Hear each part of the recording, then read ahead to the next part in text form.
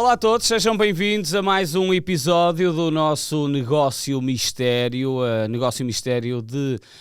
desta terceira temporada dedicado a jogadores que chegaram ao futebol português e nós ficamos completamente surpreendidos e hoje vamos falar de um ícone geracional. Sem dúvida, acho que este é um dos grandes nomes dos negócios de mistério, porque acho que deixou toda a gente, tipo, como é que é possível? Além de ter deixado toda a gente como é possível, no estudo para este programa, o estudo exaustivo, não é, que nós fazemos para este negócio mistério, ainda fiquei mais incrédulo como é que tudo isto acontece. E gostava essa parte negocial é mais contigo. E gostava mais que isto pudesse acontecer. Temos primeiro é que te dizer... O nosso nome é assim, eu vou esticar a camisola para ver se alguém chega lá ao nosso homem. Não é o Cantona, não é? Porque não é o Cantona, em Portugal. Mas é um ex-companheiro de Cantona. Muitos anos juntos. Peter Schmeichel. Peter Schmeichel é mesmo um daqueles nomes que... O Grand Danois. Que toda a gente conhece no mundo do futebol. Toda a gente. Um dos melhores guarda-redes de sempre. E de repente vem jogar para o Sporting e há aqui todo um contexto... É assim, louco, não é? Ele veio jogar para o Sporting depois do primeiro trouble do futebol europeu. Acabou de ganhar 3 títulos, vence a Champions e foi decisivo nessa liga. Completamente decisivo, é verdade. Essa final, para quem é da nossa geração, essa é a final. E fica na história aquela reviravolta nos descontos. Não sei se concordas, se calhar é uma heresia o que eu vou dizer, mas para mim é mais icónica essa final do que aquela do 0-3 para o 3-3 e depois nos penaltis. São as duas. Não consigo dizer qual é a mais melhor. Épica. Mas eu gostava muito daquele Manchester United. E eu confesso que fiquei nos dois jogos chateado. No Manchester United Bayern não é que eu estivesse por ninguém. Mas ao ver o jogo, e acho que se tiverem a oportunidade de ver o resumo ou ver novamente o jogo, o Bayern joga muito, mas mesmo muito melhor que o United. Sim. Aliás, há um documentário muito interessante no Prime, se não me engano, que chama-se 99. É um documentário muito com os conceitos habituais agora dos documentários, que vão buscar os protagonistas e eles a contarem a história, mas é muito interessante porque falam sobre essa temporada de 1999 do United, que surge depois do Arsenal ter sido campeão inglês. E, portanto, aquela era uma época quase dotada ao abandono e, de repente, porque o Beckham é o pós-Mundial 98. Exato, com toda aquela polémica em cima ele foi do expulso. Quando joga fora de casa, ele é insultado por tudo e todos. E em casa. Ele tinha ameaças de morte nas ruas de Manchester. Sim, até a própria mulher, na Netflix há um documentário sobre o Beckham e ela fala nisso, que estava num estádio e de repente estava todo um estádio com cânticos nada abonatórios para a própria mulher do David Beckham, ou seja, era realmente um contexto bem difícil e o Beckham também faz provavelmente a melhor época da carreira, se não é melhor, é das melhores. E o Schmeichel foi algures em novembro que decidiu, eu vou-me embora, isto está a ser demasiado duro para mim e para o ano, esta é a minha última temporada no Manchester United e quero lá saber. Eu recordo-me que ele, quando chega para o Sporting, tenho a ideia de ele ter dito isto, é que precisava de acalmar, certo, ou seja, sem ter muita pressão do dia a dia. Foi isso mesmo, essa foi a decisão dele, há algures em novembro. Ou seja, antes dele imaginar que a época ia correr tão bem. Certo, ele em novembro disse que, em novembro de 98, tomou a decisão de que é definitivamente a minha última época no Manchester United. Eu quero, ele sofreu muito psicologicamente, ele contou isto a posterior, sofreu muito psicologicamente com a época anterior, tinha sido derrotada, e pôs um ponto final e disse ao Ferguson que não ia tomar nenhuma decisão até terminar a temporada, mas que era certinho que não ia continuar no United. Depois houve ali um bocado a situação de que a época está a correr tão bem que se calhar ele dá a volta. É isso. Mas não deu, tomou a decisão e avançou. É incrível e nunca aconteceu no futebol português um jogador, não digo que tenha ganho a Liga dos Campeões, por exemplo o Casemiro vence a Champions em 2014 pelo Real Madrid, depois vem para o Porto. Mas é um contexto diferente. É um contexto completamente diferente. Estás a falar de um jogador absolutamente decisivo naquela conquista. Ou seja, o Casemiro era suplente do Real Madrid, jogava muito raramente, enquanto que aqui era que não era só titular, era uma das estrelas da equipa, ainda hoje. E ele só não é o capitão da equipa porque há o Roy Keane. Exato. Ainda hoje o Schmeichel será considerado o melhor guarda-redes da história do Manchester United, mesmo com o David De Gea teve lá muitos anos. Mas o Schmeichel, pelo que defendeu, pelos títulos que ganhou e também por toda a personalidade. Claro, não é? lembras-te daquela defesa dele a voar com a mão assim Sim, esticada, a bola parece que e cola. eu recordo-me que nessa edição da Champions o United tem uma todo o caminho do United é muito difícil. Eles ficam num grupo com o Bayern e com o Barcelona na fase de grupos, e com o Barcelona os dois jogos ficam 3-3, com aquela dupla, o York e o Cole. Exatamente, era a grande dupla. A brilhar. E depois nos quartos de final defrontou o Inter de Milão, que tinha o Ronaldo, e entre outros. Sim. E o United tem a 2-0 na primeira mão, na segunda fica empatado 1-1, mas o Inter está muito tempo do jogo a pressionar o United e chega a fazer 1-0, e ele faz uma defesa, se calhar até está que tu falas, fantástica. Já não sei remate, talvez Zamorano, não sei, mas que é uma das defesas que fica na história da Liga dos Campeões. Daqui a pouco sabes o 11 dessa equipa do Inter. Lembro-me que o Zamorano estava lá. E lembras-te mais alguém? Queres dizer essa equipa do Inter? Não vale a pena, não podemos perder tempo, porque o Schmeichel tem aqui muitas coisas, ainda não chegamos ao Schmeichel do Sporting. Mas queres só dizer alguns? Não vale a pena. Okay. Não vale a pena. Depois eliminam a Juventus, também uma eliminatória espetacular. O United empata em casa e aos 10 minutos está a perder 2-0 em Turim, e era uma Juventus que tinha chegado às 13 finais anteriores da Liga dos Campeões. Foi aos 11 minutos. Aos 11. Pipo Inzaghi. O Roy Keane marca 2 golos. Ainda na primeira parte o United já empatou o jogo e já estava em vantagem. Na altura ainda havia a regra dos golos fora, e depois ainda faz um terceiro golo. Há 2 jogadores que são castigados, vêm amarelo neste jogo e não jogam na final: o Paul Scholes, talvez. Muito bem. E o Roy Keane. E o Roy Keane. E por isso até o United aparecia na final da Liga dos Campeões, apesar de toda a época fantástica que estava a fazer, com essas ausências no meio campo. Parecia que o Bayern era favorito. O Bayern foi melhor durante todo o jogo. E o Schmeichel é o capitão dessa final. Pois, pela ausência do Roy Keane. O Bayern marca logo cedo num livre do Basler, domina o jogo praticamente todo. O United também foi tendo... primeiro o jogo foi muito bom, teve muitas oportunidades. Não foi, sim. Não foi um jogo daqueles chatos. E principalmente na segunda parte o Ferguson começa a colocar mais avançados, não é? Até porque o Sheringham e o Solskjaer entram, e o United fica completamente desequilibrado, e o Bayern manda bolas à barra, ao poste, o Schmeichel faz grandes defesas, depois há aquela reviravolta. Lembro do Schmeichel festejar um golo a dar, a dar uma roda. Isso. E ele no primeiro golo até vai também para a área. Pois vai. E de repente, portanto estamos a ver isto em maio, e passado, eu não sei quando é que ele foi oficializado no Sporting. Eu vou só dizer, já estava nem isso. Ele ganha a Champions no dia 26 de maio de 1999 e no dia 20 de junho, foi menos de mês, já no dia 19 de junho, ele chega a Lisboa, e o plano dele foi, ele decidiu vir a Portugal. Ele tinha tido a primeira proposta que ele teve, muito boa, foi do Mallorca, que lhe oferecia algum conforto. E acima de tudo... Pois, o Mallorca nessa altura até tinha chegado à final da Taça das Taças, na altura. E ele não escolhe o Mallorca precisamente pelo motivo competitivo, que era uma equipa da La Liga, e que ele iria sentir alguma pressão em torno de continuar nas Big Five. Era uma liga... Mas depois, claro, que olhou ali para a ilha maiorquina e pensou, bem, isto não seria mau viver aqui, não é? Ia ter uma má vida, não. Principalmente comparado com o Manchester. Exato. Depois teve a proposta do Paris Saint-Germain, que ele também não aceitou, e decidiu vir a Portugal perceber como é que era. Ele conhecia Portugal e veio com 2 propósitos: perceber a proposta do Sporting, e ele chega no dia 19, e no dia 19 de manhã, com o seu motorista, o seu trabalho foi visitar moradias em Cascais. Se havia sítio onde ele tinha a certeza que queria morar, era em Cascais. E, portanto, comprou uma vivenda em Birre, que é uma pequena localidade de Cascais, mais recatada, fora do centro, mas muito bem movimentada.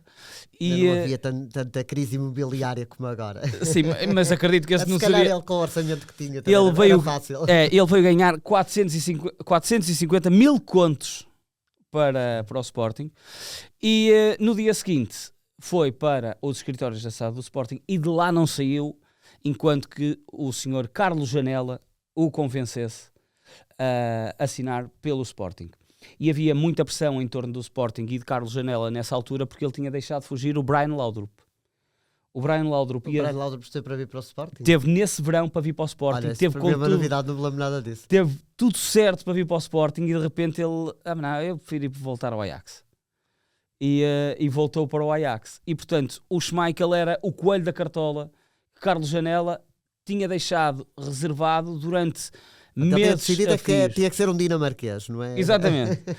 mas repara, ele reza a lenda, não é? Que quando ele convence depois de uma noite negocial imensa, o Schmeichel diz: eu agora quero ir descansar, e ele, não, agora vamos para a sala de imprensa, e ele chegou logo nessa noite ele vai para a sala de imprensa, é apresentado e diz: meus senhores, está aqui o Schmeichel, é jogador do Sporting, e com o Schmeichel o Sporting vai ser campeão, porque ele é campeão em todo sítio onde passa. É verdade. E foi campeão. É que aqui há um contexto, é que é um Sporting que nessa altura não ganhava o campeonato desde 1982. Há 18 anos. Ou seja... Era a maior seca do Sporting. Sim. Depois voltou-se, teve nesta anterior, foi superior.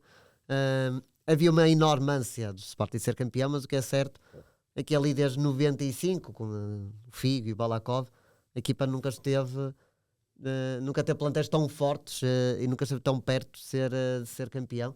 E aliás vinha de 2 anos a ficar no 4º lugar do campeonato. Sim. Quer em 98, quer em 99, o Sporting ficou em 4º lugar do campeonato. Ou seja, era ainda mais surpreendente ver um campeão de Europa e um dos melhores, para mim foi o melhor guarda-redes da década de 90. Para mim também, não tenho dúvidas nenhumas. Não há grandes dúvidas. É que foi também campeão da Europa em 92, pela Dinamarca. Faz coisas incríveis no Manchester United. E de repente vem para uma equipa com um enorme jejum em termos de campeonatos, que estava desacreditada por parte até dos próprios adeptos. Houve na primeira metade da década de 90, acho que todos os adeptos sportinguistas acreditavam que o jejum ia terminar, e não terminando, acho que até havia quase uma resignação. Nunca mais vamos conseguir ser campeões se não conseguimos com o Figo e com o Balakov. E o Schmeichel acaba por dar aqui também os adeptos começarem a pensar, não, se nós conseguimos trazer o Schmeichel, se calhar em campo também vamos conseguir alguma coisa boa.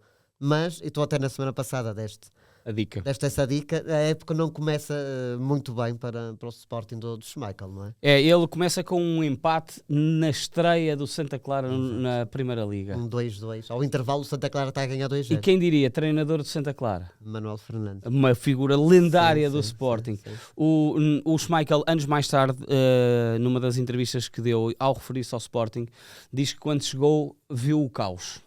O caos na estrutura do clube. Em tudo. Ele diz que o treinador não tinha mão, não tinha planeamento. Treinador que, como é que eu vou falar, Giuseppe Materazzi. Giuseppe Materazzi. Sim, Giuseppe Materazzi. É isso, o filho é Marco. Sim, o filho é o Marco Materazzi. Ficamos aqui os dois nessa. Mas sim, é Giuseppe Materazzi, que sai passado umas semanas, e ele diz que a partir daí foi quase como ver o sol. E que entra o Luís Duque, na altura, para a estrutura, certo. E que a direção do Sporting, esta direção do Sporting, deixa-me cá ter a certeza quem é que é o presidente nesta altura, José Roquete, que lhe pede ajuda, tipo, do género: tu que estavas no Manchester United, um clube organizado e habituado a outros voos, o que é que nós podemos fazer?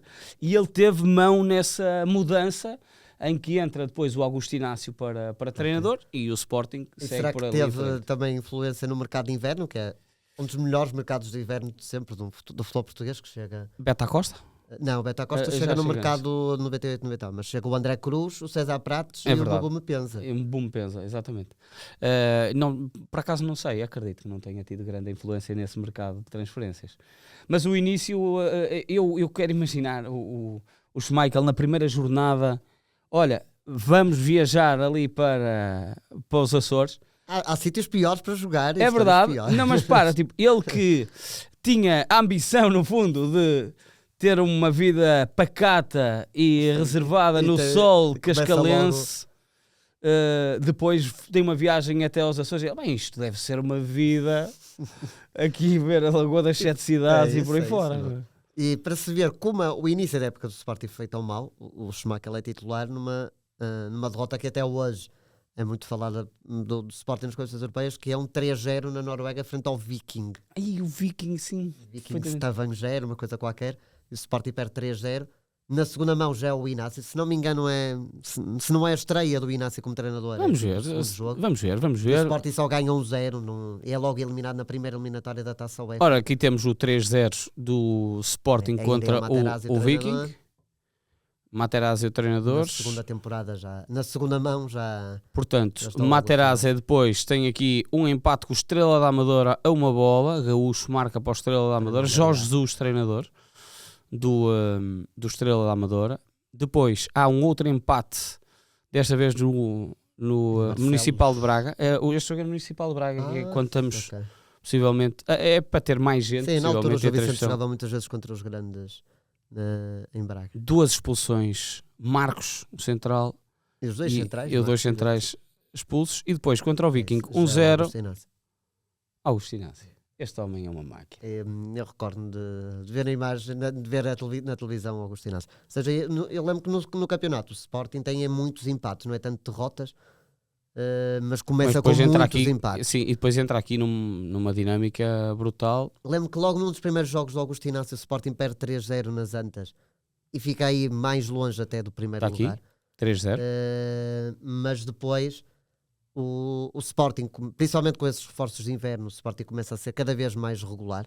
Não era uma equipa que jogasse um futebol fantástico, mas era uma equipa muito segura. O Nelson, que era o guarda-redes suplente do Inácio, fala muito sobre esta sequência. Do Schmeichel, sim. Fala muito sobre esta sequência, porque estes 2 jogos do Inácio têm o Nelson na baliza. Porque o Schmeichel tem ali uma lesão entre outubro e dezembro e é o Nelson no titular. E o Nelson classifica este jogo com o Campo Maiorense como sendo o jogo da vida dele. Tinham perdido contra o Porto 3-0. Certo. Ele diz que a sua exibição tinha sido muito fraca. Eu lembro que ele falha num golo, ele tem a bola nos pés, sim. Passa a bola, penso que é o Jardel, e o Jardel faz um golo. E ele diz que este jogo contra o Campo Maiorense ficou 1-0, golo do Vidigal, e que foram massacrados em Alvalade. Não tenho ideia nenhuma desse jogo. E que, portanto, que este é um jogo importante da vida. Pois é, no fundo regressa às vitórias e depois o Sporting começa aí de uma sequência imparável, muito forte de vitórias. Para se ver, o Schmeichel faz 28 jogos nesse campeonato e metade deles ele não sofre golos. São 14 clean sheets. Incrível. O que mostra toda a importância que o Schmeichel tinha. Obviamente que havia muitos outros jogadores importantes, o Beto André Cruz na segunda metade da temporada, o Ducher e Vidigal era uma dupla fortíssima ali no meio campo. E depois no meio campo para a frente havia o Pedro Barbosa, havia o Acosta a fazer uma grande temporada, Edmilson, Ayu, De Franceschi. Mas o nosso... Sim, mas o Schmeichel, claro que acaba por ser um pouco ofuscado, entre aspas, porque o Acosta faz muitos golos, e golos decisivos nesse campeonato, mas este campeonato tem muito de Schmeichel, e até pegando um bocadinho no que tu disseste há pouco, realmente o Schmeichel era aquele campeão, não é? Já tinha sido campeão no Brondby, no Manchester United, e também no United terminou com um jejum. Sim. De muitos anos sem títulos, é o primeiro título do Sir Alex Ferguson. Ele é contratado por um valor irrisório. Ferguson consegue convencer os dirigentes do Manchester United a contratá-lo porque havia alguma desconfiança por 600 mil euros. Porque eu tenho a ideia que ele, quando vai para o United, que já é um nome... Eu lembro que o Porto frontou o Brondby na Taça dos Campeões 87. É a estreia dele nas competições europeias. Ele ainda vai ao Euro 88. Consegue também ser campeão pela Dinamarca. E isso é um feito inacreditável. E foi talvez o melhor jogador desse europeu. Foi completamente decisivo. Lembro-me, o Schmeichel também até nisto fica na história. O último jogo em que eram permitidos atrasos para o guarda-redes foi com ele. Em que os guarda-redes podem segurar a bola. É com ele a final desse Euro 92 e há imagens que são terríveis desse jogo em que a Dinamarca passa o jogo incrível. A passar a bola. É verdade. E ele, espera, assim, uns segundinhos. É imenso tempo nisto. Até só se vê os jogadores alemães com as mãos na cabeça. É sério que isto vai ser assim até a final do jogo. E acaba por ser o Schmeichel o protagonista desse último jogo. Acho que a decisão já estava tomada, mas era só para ser na época seguinte. Depois, para terminar, o Schmeichel 2000-2001 a época já não é tão boa. Eu recordo-me que na terceira jornada o Sporting perde contra o Braga, que era treinado pelo Cajuda. Tinha na altura o Fer em grande forma. O Fer começa essa temporada muito bem. O Braga ganha 3-2 e o Schmeichel, pelo menos num golo, sofre um frango enorme. E a partir daí toda a temporada, dois golos Fer, quer do Sporting, quer do Schmeichel, não foram a mesma coisa. Muita irregularidade. O Sporting até faz boas exibições nesse campeonato, mas também faz exibições péssimas, maus resultados. E o Schmeichel também parece que já estava desligado. É isso, foi do género. Queria... eu já ganhei tudo em todo o lado. Mas não estou agora para me chatear. A cabeça dele, e estamos mesmo a terminar, este episódio vai mais longo, mas é o Schmeichel.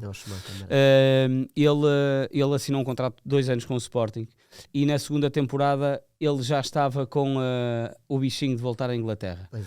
E havia uma promessa do Alex Ferguson que ele voltaria ao Manchester United. E ele fica com aquela sensação de que isto vai voltar a acontecer. Teve um infortúnio que foi o Manchester United decidiu apostar em Fabian Barthez.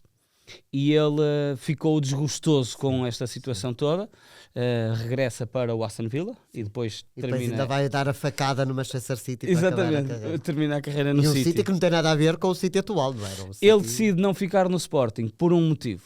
Qual? Que foi, o Sporting decidiu criar a sua academia em Alcochete. E ele achava que ficava longe. Hora e meia de carro para ir de birra até Alcochete não é para mim, meus amigos. Isso eu faço a Dinamarca inteira. Vou-me embora. E para terminar, apesar da época não ter sido muito boa em 2000-2001, ele ainda conquista mais um título, ganha a Supertaça contra o Porto, numa finalíssima em Coimbra, já com Manuel Fernandes como treinador do Sporting. O Inácio entretanto sai. E é também decisivo. O Sporting ganha 1-0 com o golo do Acosta de penalti e o Schmeichel defende, ainda antes desse penalti, um penalti do Deco que podia colocar o Porto a ganhar.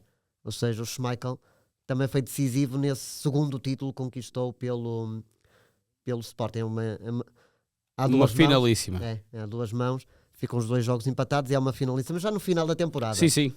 Em Coimbra, e o Sporting ganha 1-0. O Schmeichel também é decisivo. Foi o último grande momento. Ele também só faz para aí mais 1-2 jogos até a final da temporada. Por isso abandona o clube com 2 títulos, mas principalmente o título campeão de 2000, que termina com um conjunto de 18 anos, ficou obviamente na história do Sporting. É um dos grandes guarda-redes da história do Sporting. E foi assim este episódio com o grande Danois, como é assim conhecido no futebol europeu, Peter Schmeichel, e a sua chegada a Portugal. Foi bom este. Foi muito bom recordar estes tempos. Para a semana temos uma viagem transatlântica. Vimos do outro lado, para este lado do continente, já em pleno século XXI. Também um jogador que veio para um grande. Sim, senhor. Será que vão adivinhar? Esta também é difícil porque já muitos fizeram isso. Pois já. Quem será? É um deles. Mas não se esqueçam que este episódio, ou esta temporada, é sempre relacionada com craques que vieram para o futebol português. Portanto, fiquem aí com essa dica. Até para a semana. Até para a semana.